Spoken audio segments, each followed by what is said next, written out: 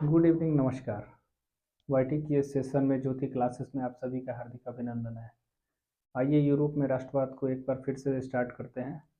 पीछे कुछ class delay हो गया, उसके लिए मैं सॉरी बोलता हूँ आप सभी से। और आइए देखते हैं इटली का एकीकरण। ये पार्ट 1 है, हो सकता है इसका पार्ट 2 भी बनाऊँ। अगर समय मिला तो मैं एक ही पार्ट में इसको कंप्लीट करूँगा, ठीक है। बहरहाल स्टार्ट करते हैं इटली का एकीकरण। एकीकरण का मतलब क्या होता है कि कई टुकड़ों को जोड़कर एक बनाना, उसी को हम बोलते हैं एकीकरण। यानी ये क्षेत्र जो था इटली का, वो कई राज्यों में टूटा हुआ था और उसी को एक करने के लिए जो प्रयास किए गए और 4 व्यक्तियों के द्वारा, जिसमें सबसे पहले नाम नाम जो आता है वो मेज़नी है, काउंट काबूर। उसके बाद गैरीबाल्डी और विक्टर इमैनुअल। उससे पहले हम लोग ज़रा इटली का ये जो टूटा हुआ भाग जो है वो कैसे क्या हुआ उसको देखते हैं। इधर इटली के इधर ऑस्ट्रिया देश है और इधर क्या है, फ्रांस है, ठीक है। आइए उस समय की तत्कालीन स्थिति को देखते हैं, तब हम अंदाजा लगा सकते हैं कि इटली का एकीकरण करने का प्रयास क्यों किया गया। पिडमोंट और सार्डिनिया का जो शासक है वो है चार्ल्स एल्बर्ट।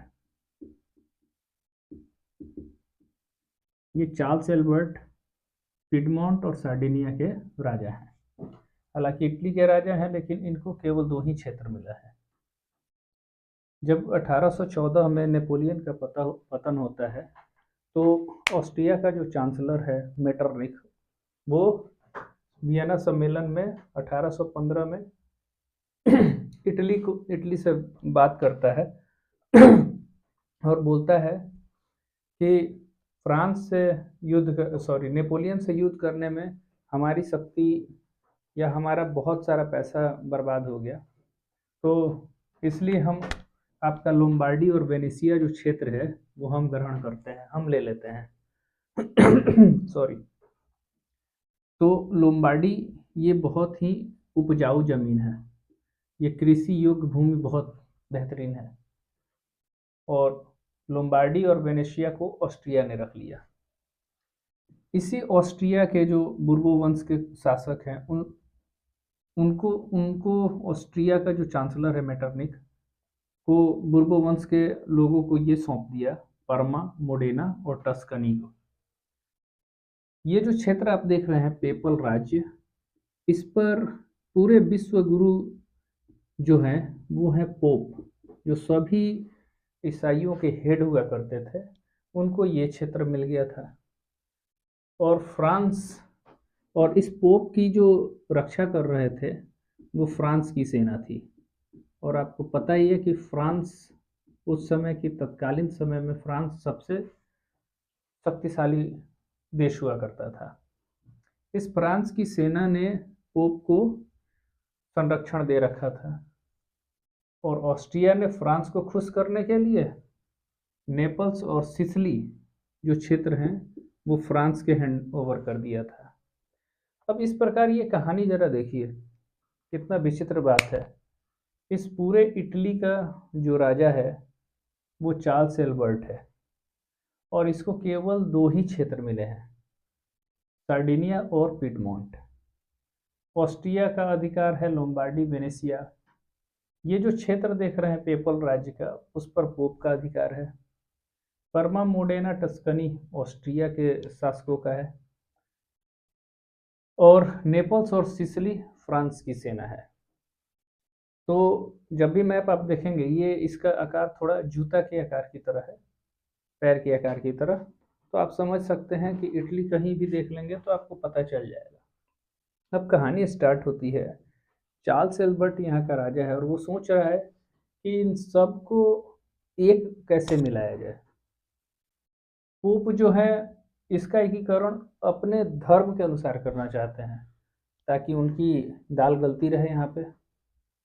और फ्रांस चूँकि एक शक्तिशाली देश उभर रहा था, तो ये चाह रहा था कि हमारे अनुसार हो। और ऑस्ट्रिया का जो चांसलर है मेटरनिख, वो चाहता ही नहीं है कि इटली का एकीकरण हो। अब इन विचारधाराएं जो हैं वो आपस में टकराती हैं। इसी जगह एक व्यक्ति हैं पिडमोंट में, जिनका नाम है मेजनी, जोसेफ मेजनी। ये एक व्यक्ति हैं जो कि कार्बोनारी दल के से ये एक सदस्य हैं ये, और इनका विचार है कि जो उत्तरी इटली है और जो मध्य इटली है उनको एक करके गणतंत्र बना दिया जाए। तो यहाँ तक आपने कहानी समझ लिया कि एक इटली क्षेत्र था, ये उस समय सॉरी इटली एक देश था, इसको 7 अलग अलग क्षेत्रों में बांट दिया गया था ऑस्ट्रिया के द्वारा। ऑस्ट्रिया का एक कूटनीतिज्ञ है जिसका नाम है मेटरनिख। तो 1815 में वियना सम्मेलन में क्या करता है, इटली को वो कई क्षेत्रों में बांट देता है। ठीक है, आगे अब हम स्टार्ट करते हैं। जो 4 व्यक्ति हैं, हम देखते हैं कि चार्ल्स इधर कुछ विवाद हो जाता है ऑस्ट्रिया का, और विवाद होने की वजह से चार्ल्स एल्बर्ट को ऑस्ट्रिया के द्वारा हराया जाता है और चार्ल्स एल्बर्ट अब हट जाते हैं। अब यहाँ का जो शासक बनते हैं वो हैं विक्टर इमैनुअल। अब हम स्टार्ट ले रहे हैं आपको ये 4 जो व्यक्ति हैं उनके बारे में कुछ चर्चा करेंगे, है ना। तो आइए फिर देखते हैं इनके बारे में।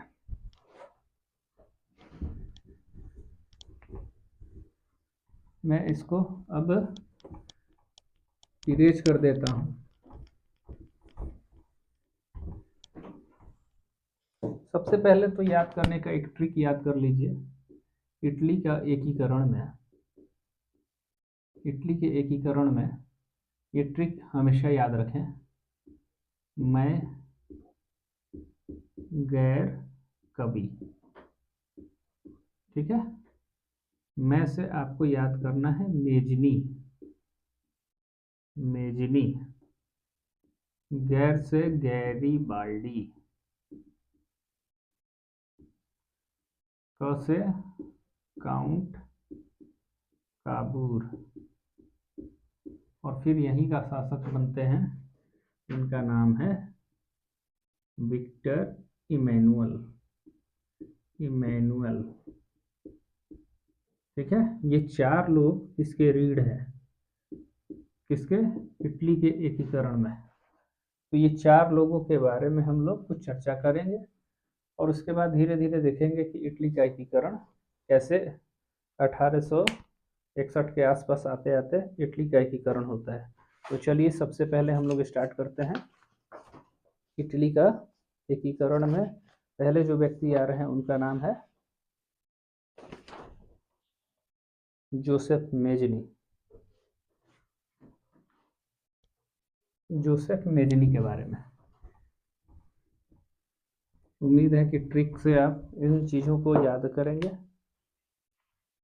चलिए,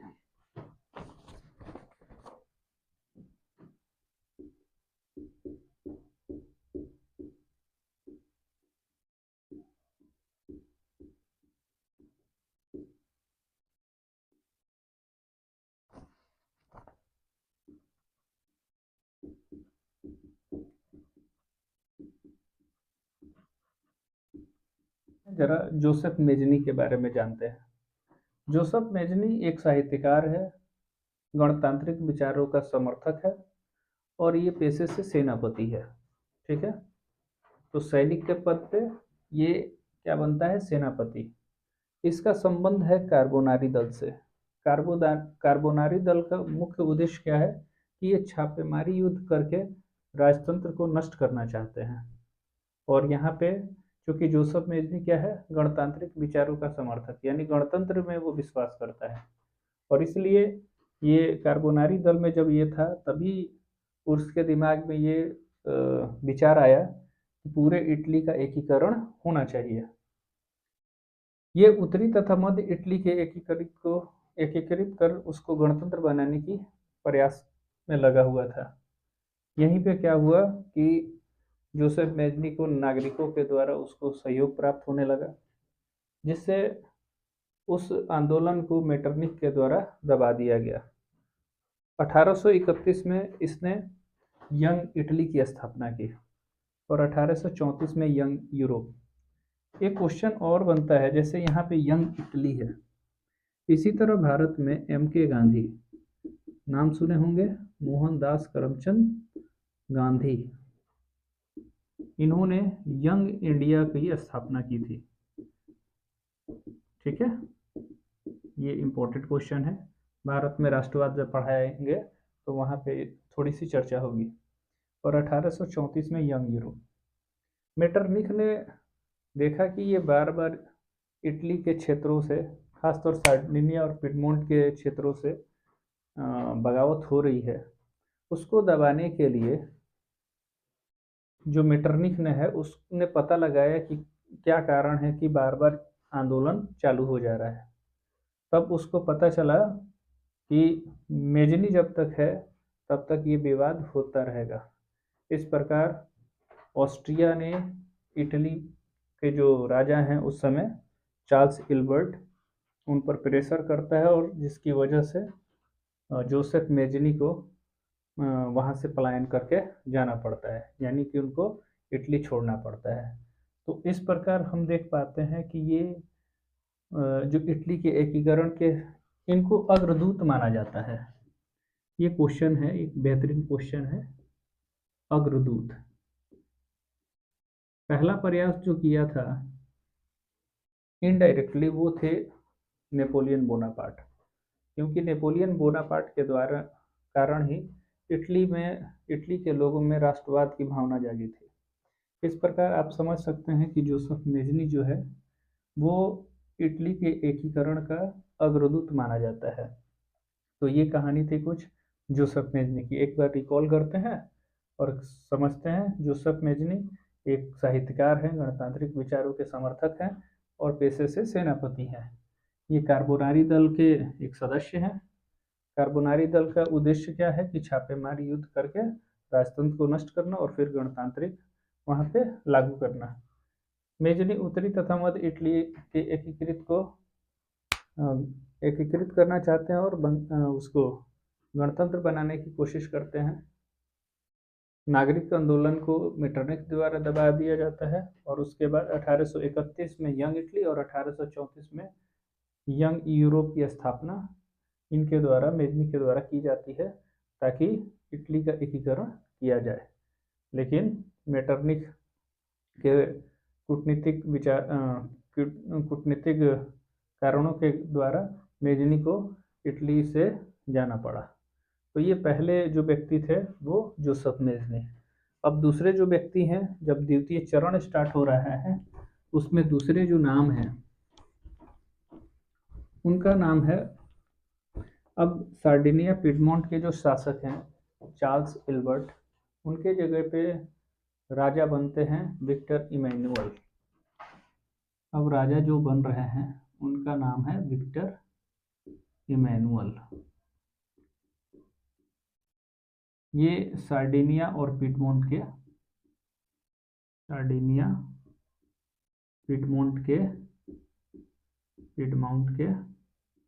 क्या है, शासक हैं, राजा हैं। सॉरी, सार्डिनिया पिडमोंट के राजा हैं विक्टर इमैनुअल। ये विक्टर इमैनुअल क्या करते हैं कि काउंट काबूर को वहाँ का पीएम बनाते हैं। पीएम बोले तो प्राइम मिनिस्टर बनाते हैं। आइए अब काउंट काबूर के बारे में कुछ जानते हैं। रहे थे कि विक्टर इमैनुअल अब सार्डिनिया पिडमोंट का शासक बनता है और इसने काउंट काबूर को वहाँ का पीएम बनाता है। सार्डिनिया पिडमोंट का जो पहले चार्ल्स एल्बर्ट राजा हैं, अब उनकी जगह पर विक्टर इमैनुअल राजा बनते हैं। काउंट काबूर को सार्डिनिया पिडमोंट का राजा बनाता है, पीएम बनाते हैं। काउंट काबूर का पूरा नाम है काउंट कैमिलो बेंसो दी काबूर। इतना लंबा याद नाम नहीं करना है, केवल काउंट और काबूर याद करना है। ये सफल कूटनीतिज्ञ हैं एवं राष्ट्रवादी नेता हैं। ये एकीकरण का सबसे बड़ी बाधा ऑस्ट्रिया को समझते हैं, क्योंकि पीछे से ये हिस्ट्री को देखते आ रहे हैं और ऑस्ट्रिया को ये समझते हैं कि जब तक ऑस्ट्रिया हारेगा नहीं तब तक इटली का एकीकरण संभव नहीं है। इसलिए ऑस्ट्रिया को पराजित करने के लिए काउंट काबूर ने फ्रांस से दोस्ती कर ली। तो समय जब आ गया 1853-56 का, यहाँ पे क्रीमिया वार स्टार्ट हो जाता है। क्रीमिया वार दो पक्षों में होता है, एक पक्ष में केवल रूस और दूसरे पक्ष में तुर्की, जिसको ऑटोमन साम्राज्य भी कहते हैं, उसकी हार हो रही है। ब्रिटेन, फ्रांस और सार्डिनिया पिडमोंट, जो अभी हम लोग पढ़ते आ रहे हैं, वहाँ के जो भी शासक हैं। जब युद्ध में रूस हार जाता है उस समय पेरिस की संधि होती है 1856 में। अब काउंट काबूर ने उस सम्मेलन में, पेरिस की संधि में, काउंट काबूर ने कहा कि ऑस्ट्रिया का हस्तक्षेप जो इटली में है वो गलत है। अब उस समय सार्डिनिया पिडमोंट एक राजा ये हस्तक्षेप करता है और पूरे यूरोप को ये क्या करता है, अपने कूटनीति से, अपने विचारों से पूरे समस्या को, इटली की समस्या को अपनी कूटनीति के बल पर संपूर्ण यूरोप की समस्या बना देता है। ये क्वेश्चन भी है, यानी इटली की समस्या को काउंट काबूर ने अपने कूटनीतिज्ञ से संपूर्ण यूरोप का वो क्या बना देता है, समस्या बना देता है। तो ये है आपके इटली एकीकरण के 2 और 3, विक्टर इमैनुअल शासक राजा, और दूसरे जो व्यक्तिगत रूप से देखा जाए तो काउंट काबूर। ठीक है, तो क्रीमिया युद्ध हो जाता है 1853-56 के बीच में। इस समय क्रीमिया युद्ध के बारे में थोड़ा सा जान लेते हैं। रूस, एक तरफ रूस और दूसरे तरफ में तुर्की, जिसको ऑटोमन साम्राज्य, ब्रिटेन, फ्रांस, सार्डिनिया, पिडमोंट, ये इस युद्ध में भाग लेते हैं और रूस की हार होती है। फिर 1856 में पेरिस की संधि की जाती है। फ्रांस की राजधानी कहाँ है, आप लोग कमेंट करके बताएंगे। 1859-60 में ऑस्ट्रिया और पिडमोंट में एक सीमा विवाद हो जाता है, जस्ट पेरिस संधि के बाद। और ये सीमा विवाद, आपको पता है कि पिडमोंट पर लोम्बार्डी का कब्जा है, और इस सीमा विवाद में ऑस्ट्रिया और पिडमोंट का जब सीमा विवाद होता है तो इस विवाद के कारण इन दोनों में युद्ध चालू हो जाता है। युद्ध चालू होने के बाद इटली का साथ फ्रांस की सेना देती है, जिसकी वजह से ऑस्ट्रिया बुरी तरह से हारता है। इधर नेपोलियन थर्ड भी, जो कि फ्रांस का शासक है, ये नेपोलियन थर्ड है। अब वो नेपोलियन बोनापार्ट नहीं समझ जाना है। ये नेपोलियन थर्ड जो है वो इटली के राष्ट्रवाद से घबराने लगता है, क्योंकि उसको पता है कि काउंट काबूर को जनता का समर्थन बहुत ज़्यादा प्राप्त है। युद्ध में वेनेसिया पर अधिकार नेपोलियन थर्ड करता है और ये युद्ध लंबा होना चालू हो गया रहता है। इस प्रकार नेपोलियन थर्ड ने वेनेसिया पर जैसे ही अधिकार किया, उस समय फिर उस युद्ध पर रोक लगा दिया गया। अब मध्यस्थता करने की बात आती है। नेपोलियन, ये थर्ड है, नेपोलियन थर्ड, वो ऑस्ट्रिया और पिडमोंट को लेकर मध्यस्थता करता है। और आपको पता है कि अब वेनेसिया पर ऑस्ट्रिया का अधिकार दे दिया गया, पिडमोंट का अधिकार लोम्बार्डी पर दे दिया गया। लेकिन काउंट काबूर इतने से खुश नहीं होने वाला था। उसने पर्मा, मोडेना और टस्कनी जो राज्य थे उसको गठित कर लिया और पूरे इटली में दक्षिणी रोम और वेनेसिया को छोड़ के पूरा इटली का एकीकरण आपको काउंट काबूर के द्वारा कर दिया गया। ठीक है, और फिर वहाँ पे जनमत संग्रह चूंकि काउंट काबूर को मिल गया था, और विक्टर इमैनुअल को वहाँ की जनता ने उनको लाइक किया और पूरे इटली में दक्षिणी रोम और वेनेसिया को छोड़ के लगभग लगभग पूरे राज्य को एकीकृत करके ये इटली का एकीकरण कर दिया गया। ठीक है, अब रात के लगभग 12:30 बज चुके हैं, तो मैं इस पार्ट को दूसरे पार्ट में, अब एक और शासक बचते हैं गैरीबाल्डी। मैं थक गया हूँ काफ़ी, इसलिए मैं माफ़ी चाहूँगा। ये वीडियो शूट करते में मैं लगभग 12 बजे के 11:30 के बाद में स्टार्ट किया था और मेरी वॉइस भी अब थोड़ी सी बैठने लगी है ना, तो इसलिए क्षमा चाहता हूँ। और अगला जो पार्ट होगा पार्ट 2 में, ये इटली एकीकरण का पार्ट 1 है और इटली एकीकरण पार्ट 2 में इसको ख़त्म कर दिया जाएगा और जर्मनी के एकीकरण के कुछ पहलुओं पर बात करेंगे। तो आपसे एक छोटी सी दरख्वास्त है कि आप अगर मेरे वीडियो को अच्छा लगता है, मेरा वीडियो अगर आपको अच्छा लग रहा है तो प्रमोट कीजिए, शेयर लाइक सब्सक्राइब ज़रूर कीजिए। ठीक है, इसके लिए मैं आप सभी का बहुत बहुत धन्यवाद। Good night.